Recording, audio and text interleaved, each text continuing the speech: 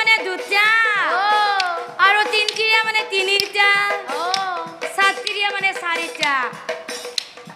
দুইটিৰিয়া গাতৰ ইন্দুৰ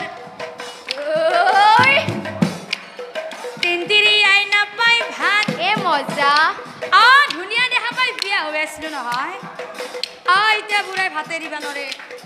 সাতটিৰিয়াৰ মূৰত ধাত 50 জনে বিয়া কৰাই জই লগালো কাতে হে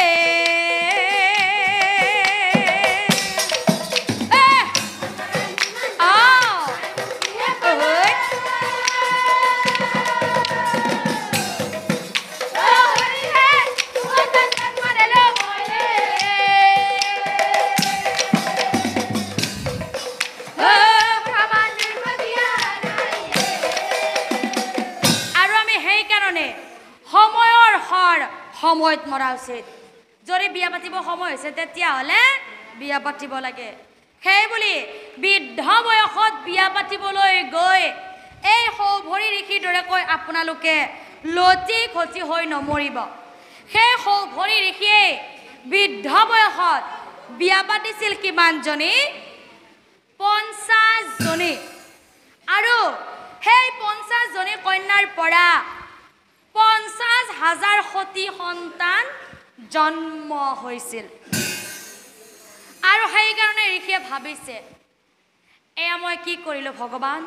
যদি মই সংসাৰৰ মায়ামোহত নপৰি ভগৱানৰ নাম লৈ থাকিলো হেতেন তেতিয়াহ'লে এই সংসাৰৰ মায়াত পৰি লতি খতি হৈ মৰিব নালাগিল হয় ভগৱান